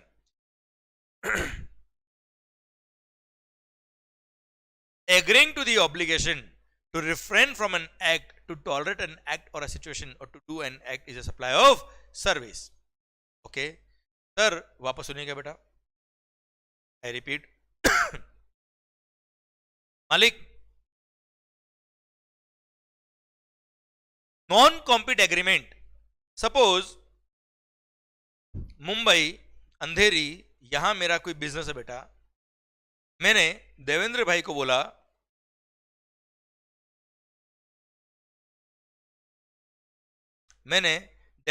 बोला कि देवेंद्र भाई अंधेरी में आप ये वाला बिजनेस मत करना, भले ही आपको मैं सर महीने के 5 लाख रुपए देता हूं। समझा, डन सर, कुछ नहीं करने के पैसे मिल रहे, is supply of service, non compete agreement, sir कुछ नहीं करने के पैसे मिल रहे, उसने ऑब्लिगेट किया है to refrain from an act, is supply of service, और सप्लाई ऑफ सर्विस मतलब जीएसटी नहीं लगेगा। मैंने आपको एक एग्जांपल दिया, इस पॉइंट को लेके सर एक अच्छा डिस्कशन और करेंगे, सर्कुलर आएगा जो मैंने आपको आगे एग्जामिनेशन चैप्टर के एंड में दे रखा, तब इसको और बात करेंगे। ओके, तो अभी एग्जांपल के लिए non compete agreement is a supply of service. Okay, कुछ नहीं करने के पैसे मिल रहे, obligation to refrain from an act, to tolerate an act और a situation, to do an act is a supply of service. Clear, good. आइए सरकार, ये था आपका para number 5। Clause number F के बारे में हम ऑलरेडी बात कर चुके हैं कि आपने फाइनेंस लीज पे कोई गुड्स दिया है, राइट टू यूज ट्रांसफर किया है, सप्लाई ऑफ सर्विस है बेटा। आइए पैरा नंबर 6, शेड्यूल नंबर 2, मालिक इसमें पैरा नंबर 2 पहले पढ़ लो, बी, रेस्टोरेंट और आउटडोर कैटरिंग सर्विस क्या है, सप्लाई ऑफ सर्विस है बेटा। सर इसमें डाउट क्यों है बेटा, अच्छा निशांत भाई का एक मैसेज आया, सर जो सर्विसेज लाइक कंटेंट ब्राउजर देते हैं वो सप्लाई ऑफ सर्विस दे रहे हैं, आंसर इज यस, क्योंकि कंटेंट ब्राउजर उसने हमको सीरियल की बेस पे दिया है बेटा। क्लियर, वो गुड्स नहीं बेच रहे बेटा हम। ओके सर, ये कस्टमाइज होते हैं फैकल्टी स्पेसिफिक बेटा, और बात करेंगे इसमें क्योंकि पूरा ट्रांजेक्शन आपको नहीं पता है, पर यस जो भी सॉफ्टवेयर कस्टमाइज बेस पे होते हैं वो सप्लाई ऑफ सर्विस के स्कोप में आते हैं। ये हमको वैसे भी सीरियल की दे रहे हैं, पर सीरियल की हमसे चार्जेस लेते हैं ये लोग, सो सप्लाई ऑफ सर्विस के स्कोप में आता है। हमारे सॉफ्टवेयर इन्होंने बनाया नहीं अलग से, they are not providing a software, वो हमको सिक्योरिटी के लिए सर्विस दे रहे हैं बेटा, ताकि कोई लेक्चर लीक ना हो पाए। ओके चलिए और बात करेंगे इस पे बाद में। आइए सर, रेस्टोरेंट और आउटडोर कैटरिंग सर्विस, आप किसी भी रेस्टोरेंट जाएंगे, खाना खाएंगे, खाना is goods, eight the time same time क्या उन्होंने केवल आपको गेहूं ला के दे दिया क्या, खाओ रोटी, रोटी बना के दी ना उन्होंने, कुकिंग किया है ना यार, इसलिए सप्लाई ऑफ सर्विस के स्कोप में आता है। तो it's a composite supply of goods and service. यहाँ झगड़ा था पुराने लॉज के अंदर, गवर्नमेंट ने जीएसटी आने के बाद सर झगड़ा ही खत्म कर दिया और बोल दिया कि ये सप्लाई ऑफ सर्विस कहलाएगा। तो सर आपने 100 रुपए की रोटी मंगाई है, रोटी का चार्ज अगर 100 रुपए है तो 100 रुपए ही सप्लाई ऑफ सर्विस, सर्विस के प्रोविजन पे। ओके आइए works contract, sir works contract क्या होता है बेटा? मालिक याद देखिए, मैंने निशांत के लिए बिल्डिंग बनाई थी थोड़ी देर पहले, जिसके अंदर लैंड भी निशांत की थी और मटेरियल भी निशांत की था। मैं प्योर अपनी सर्विसेज दे रहा था कंस्ट्रक्शन की बेटा। यही एग्जांपल में अगर लैंड होती निशांत की, निशांत मेरे को बोलता मंगल बिल्डिंग बना, मटेरियल भी तेरा, लेबर भी तेरा, पैसा बोल, मैंने बोला 2 करोड़, बोला डन। 2 करोड़ में मैं क्या कर रहा हूं, मटेरियल प्लस लेबर दोनों दे रहा हूं, तो वो होता है क्या, वर्क्स कॉन्ट्रैक्ट। ओके, मैं यहां लिख देता हूं बेटा आपके लिए, सो दैट आपको कंपैरिजन से याद रहेगा। शेड्यूल 2 पैरा नंबर 6A, बात कर रहा हूं किसकी, वर्क्स कॉन्ट्रैक्ट की। ओके मालिक। सर यहां पे क्या हुआ, यशवंत मंगल क्या कर रहा है, कंस्ट्रक्शन कर रहा है, किसके लिए, हमारे निशांत भाई के लिए बेटा। क्लियर? जिसके अंदर लैंड किसकी है, जमीन है निशांत भाई की बेटा। नाउ यशवंत मंगल क्या कर रहा है बेटा,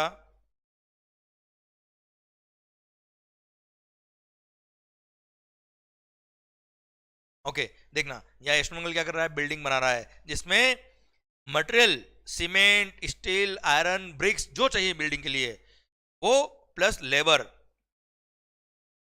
भाई ऑब्वियसली बिल्डिंग बनानी है, बिल्डिंग बनाने का काम भी इसका है, मंगल का है बेटा। क्लियर? केवल लैंड किसकी है, निशांत की है। तो ऐसे केस में ये सर्विस कहलाती है क्या, वर्क्स कॉन्ट्रैक्ट सर्विस। अब भले वो नए बिल्डिंग के लिए हो, पुरानी बिल्डिंग की रिपेयरिंग के लिए हो, रेनोवेशन के लिए हो, मटेरियल प्लस लेबर का काम दिया है regarding immovable property for construction, repairing etcetera, renovation etcetera, तो वो supply of works contract service कहलाता है। यही अगर वो प्योर लेबर वाला काम होता, क्या होता बेटा, प्योर लेबर। इसके अंदर मटेरियल और लैंड दोनों ही किसका है, निशांत भाई का है, तो वो कंस्ट्रक्शन सर्विस में जाता है बच्चा। आया ना भाई, यहाँ पे मटेरियल प्लस लेबर है, तो यही क्या कहलाएगा, वर्क्स कॉन्ट्रैक्ट सर्विस कहलाएगा। भले रिपेयरिंग हो या नई बिल्डिंग का कंस्ट्रक्शन हो, it should B regarding immovable property. देखना बेटा ध्यान से, sir works contract is a supply of service. हाँ ना मालिक? क्लियर? प्योर लेबर अगर होता तो कंस्ट्रक्शन में जाता बेटा, भले वो रिपेयरिंग हो या नया कंस्ट्रक्शन हो, मटेरियल प्लस लेबर दोनों है साथ में। क्लियर? मटेरियल भी है, तो ऐसे केस में it is a works contract service बच्चों। क्लियर? डन। ये था आपका क्या, पैरा नंबर 6, और इसी के साथ शेड्यूल नंबर 2 पूरा खत्म होता है। अब एक बार मैं शेड्यूल नंबर 2 पूरा वापस से बोल रहा हूं बेटा, ध्यान देना अभी तक। ओके तन्वी, आपका पॉइंट भी पूरा रिपीट हो जाएगा। Okay sir,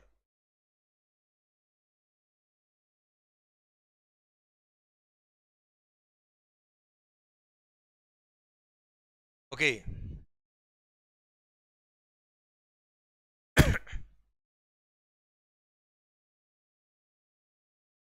okay sir Tanvi, मैं सारे पॉइंट वापस बोल रहा हूँ। शेड्यूल नंबर 2 सर ध्यान दीजिए, para number 1 is regarding transfer of goods. अब ट्रांसफर ऑफ गुड्स में क्या था बेटा, टाइटल इन गुड्स, मतलब ओनरशिप इन गुड्स ट्रांसफर किया, सप्लाई ऑफ गुड्स कहलाएगा बेटा।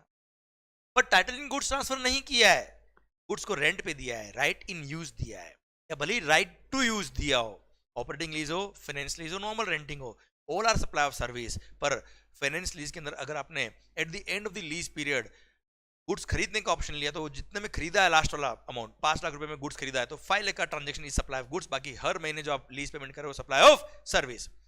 फिर इसमें थर्ड पॉइंट, अगर आपने कोई गुड्स खरीदा है पर ओनरशिप में आपको ट्रांसफर करूंगा eight the end of the period जहां पे आपने सारी इंस्टॉलमेंट का पेमेंट मुझे कर दिया होगा, पर ownership shall pass upon payment of all the instalment, वहां ऑप्शन नहीं है बेटा।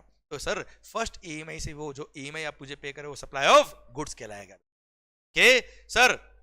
Second, para number 2 is regarding land और बिल्डिंग। अगर लैंड और बिल्डिंग लीज पे दिया है, रेंट पे दिया है, सर हायरिंग पे दिया है, टेनेंसी राइट्स दिया है, ईजमेंट राइट दिया, सारा क्या है, सप्लाई ऑफ सर्विस है बेटा। फिर जॉब वर्क, क्या मैंने कोई रिपेयरिंग का काम किया है, किसी और की गुड्स में मैंने कोई ट्रीटमेंट या प्रोसेस किया, सप्लाई ऑफ सर्विस। फिर बिजनेस असेट के लिए परमानेंट बिजनेस कैसे ट्रांसफर कर दिए, सप्लाई ऑफ गुड्स। बिजनेस कैसे टेम्पररी मैंने किसी को दिए पर्सनल यूज करने के लिए, प्राइवेट यूज करने के लिए, supply of service. Sir next, अगर मैंने अपना रजिस्ट्रेशन क्या करा दिया, कैंसिल करा दिया, तो सर ऐसे केस में जितने असेट्स मैंने अभी यहाँ पे है मेरे पास at the time of transfer, at the time of cancellation registration, उन एसेट्स में से जिन एसेट के परचेज में मैंने आईटीसी लिया था वो सारे एसेट मान लेंगे मैंने खुद नहीं खुद को सप्लाई कर दिए। इसके दो एक्सेप्शन, अगर मेरा बिजनेस कंटिन्यू हो रहा है as a going concern, as a going concern अगर मेरा बिजनेस कंटिन्यू हो रहा है तो ऐसे केस में वो सप्लाई ऑफ गुड्स में नहीं आएगा, भले वो कंटिन्यू कर रहा है कोई थर्ड पर्सन जिसको मैंने बिजनेस ट्रांसफर किया है, या मेरे लीगल हायर्स या मेरे पर्सनल रिप्रेजेंटेटिव अगर बिजनेस कंटिन्यू कर रहे तो कोई दिक्कत वाली बात नहीं है, क्योंकि वहां पर जो बिजनेस कंटिन्यू करेगा वो जीएसटी पे कर देगा। रजिस्ट्रेशन नंबर कैंसिल हुआ पर दूसरा रजिस्ट्रेशन नंबर लेके नया बिजनेस वही बिजनेस कंटिन्यू हो रहा है। क्लियर?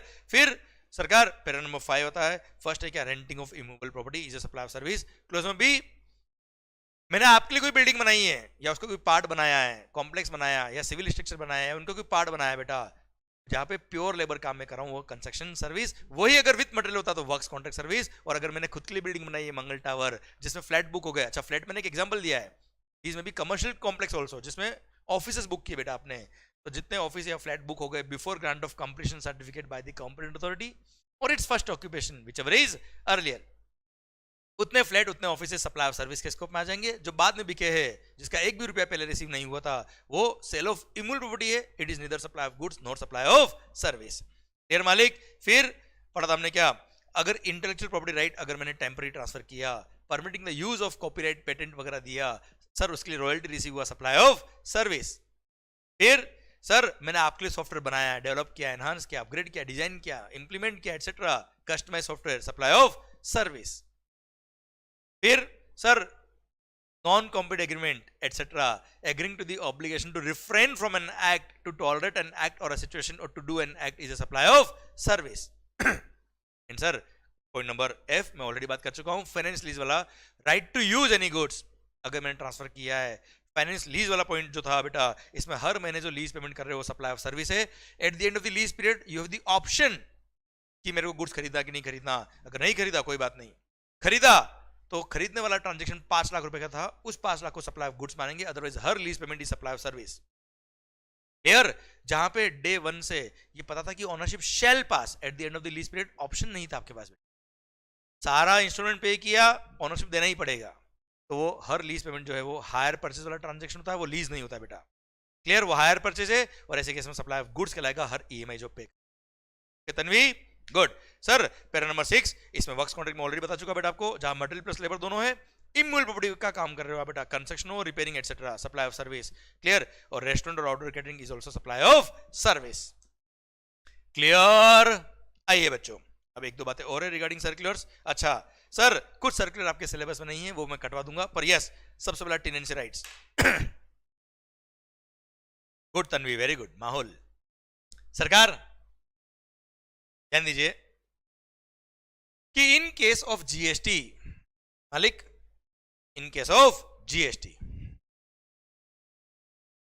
टेनेंसी राइट्स क्या होता है बेटा, जैसे कोई प्रॉपर्टी है 10 साल से मैंने रेंट पे ले रखी बेटा, अब मकान मालिक मेरे पास आया, मेरी दुकान थी, चलो चलो मान लो तन्वी की कोई शॉप है बेटा, तन्वी ने बोला, तन्वी ने मेरे को रेंट पे वो शॉप दे रखी, 10 साल से रेंट पे मेरे पास है, मैं रेंट दे रहा हूं तन्वी को 10 साल से। अब तन्वी 10 साल बाद मेरे को बोलती है भाई दुकान खाली करो, यहाँ पे मैं दुकान लगाऊंगी या जो भी करना है मेरा चॉइस है, आप दुकान खाली करो। मैं बोलता हूँ दुकान खाली करवाना 15 लाख रुपए दो तो दुकान खाली करूंगा। तन्वी बोलती है भाई दुकान मेरी, देखो रेंट पे दे रखा है, और तू बोलता है 15 लाख दोगे तो दुकान खाली करेंगे, क्यों भाई? तो मैंने उसको क्या बोला कि मैडम ये दुकान मैंने इतने सालों से मेहनत करके जमा दी है, अभी कस्टमर होता है ना, आपने भी देखा होगा कई सारी दुकानों पे आप जाते हो बेटा, वहां बोर्ड पे नाम भी नहीं देखते हो और आपको बताया कि हाँ यहाँ पे दुकान पे ये गुड्स मिलता है, अच्छा मिलता है, ये क्वालिटी है, आप डायरेक्ट अंदर जाते हो बेटा। तो मैंने बोला ये गुडविल मैंने बनाई है इस दुकान की कि कल को यहाँ अगर आप दुकान मेरी खाली करा के खुद की दुकान लगा दोगे तो आप बोर्ड कुछ भी लगा दो, कस्टमर डायरेक्ट अंदर आएगा और गुड्स खरीद के लेके जाएगा, ये मैंने गुडविल बना दी इस दुकान की, और उस गुडविल के मेरे को पैसे चाहिए साहब, इसको बोलते हैं tenancy premium. Clear? So now अगर मैं तन्वी से ये दुकान खाली करने के पैसे ले रहा हूं, इसको बोलते हैं टेनेंसी प्रीमियम। सर ये सप्लाई ऑफ सर्विस के स्कोप में आएगा, इस पे जीएसटी लगेगा। वैसे तो महाराष्ट्र वगैरह में इसके अलग लॉज बन गए हैं जहां पे मैं इस तरह का काम नहीं कर सकता, इसलिए 11 महीने के एग्रीमेंट होते हैं सर, ताकि मैं अपना हक नहीं जमा पाऊं उस प्रॉपर्टी पे बेटा। मालिक अब ये 15 लाख मान लो तन्वी एग्री हो गई, तो I am charging 15 lakh to Tanvi for vacating the property और ईजमेंट ऑफ द प्रॉपर्टी। तो ऐसे केस में वो टेनेंसी प्रीमियम है, tenancy premium supply of service, उस पर जीएसटी लगेगा। अब तन्वी क्या कर रही है, कोई नया इनकमिंग टेनेंट आ रहा है बेटा, न्यू इनकमिंग टेनेंट से अगर Tanvi is charging tenancy premium, भाई तेरे को दुकान रेंट पे दे रहा हूं पर मंथ रेंट लगेगा, अलग बात है, तो वो पहले 15 लाख रुपए देना पड़ेंगे, तो 15 लाख पे जीएसटी लगेगा। भले इस 15 लाख पर स्टैम्प ड्यूटी, रजिस्ट्रेशन चार्जेस, दूसरे चार्जेस लगते हो या ना लगते हो, उससे कोई फर्क नहीं पड़ता। It is a supply of service, क्योंकि इस पे जीएसटी, क्योंकि ये प्रॉपर्टी बेची नहीं है, टेनेंसी प्रीमियम बेचा है बेटा, ठीक लगेगा। तो सर अगर मैं बात करूंगा इसकी शॉप की, लिखता हूं बेटा,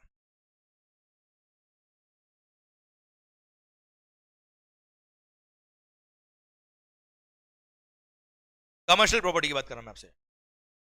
अब ये हमेशा टेनेंसी प्रीमियम पे जीएसटी लगेगा, भले ही टेनेंसी प्रीमियम आउटगोइंग टेनेंट ने चार्ज किया हो,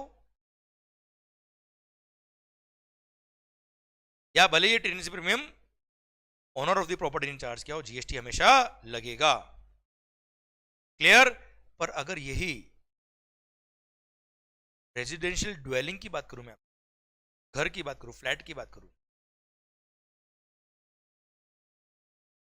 तो घर के केस में अगर आउटगोइंग टेनेंट ने, इसने मालिक आउटगोइंग टेनेंट ने अगर टेनेंसी प्रीमियम चार्ज किया तो जीएसटी लगेगा। बट यही अगर ओनर ऑफ द प्रॉपर्टी ने टेनेंसी प्रीमियम चार्ज किया होता इनकमिंग टेनेंट से बेटा, जो घर ले रहा है किराए पे, तो जीएसटी एग्जिम्ट है। हमने पढ़ा है मेगा एग्जिम्शन लिस्ट, नहीं पढ़ा तो आगे पढ़ लेंगे बेटा हम, कि घर किराए पे दिया है to unregistered person for residential use, तो जीएसटी एग्जिम्ट है। तो ओनर ने अगर चार्ज किया है, रेंट चार्ज किया है, तो भी जीएसटी एग्जिम्ट है। ओनर ने अगर टेनेंसी प्रीमियम चार्ज किया तो भी जीएसटी एग्जिम्ट है बेटा। पर अगर आउटगोइंग टेनेंट ने चार्ज किया तो हमेशा जीएसटी लगेगा, भले ही दुकान हो या घर। क्लियर? और दुकान के केस में तो ओनर चार्ज करता तो भी जीएसटी लगता है। क्लियर? ये मैंने चारों पॉइंट में यहाँ पे समझा रखा है। आई hope you got the point बेटा। क्लियर मालिक? डन। ये आप कॉपी कर लीजिएगा बेटा अपने नोटबुक में, लेक्चर को पॉज करके, have a click of this lecture, this slide and copy in your book also, this will help you in revising lecture. Sir ये नेक्स्ट जो सर्कुलर दे रखा है अपने बुक में है, पर इंस्टीट्यूट ने अपनी सिलेबस हटा दिया है, आप काट कर दीजिए। नेक्स्ट सर उसके बाद आ रहा है क्या, शेड्यूल नंबर 3। सर टाइम हो चुका बेटा। ओके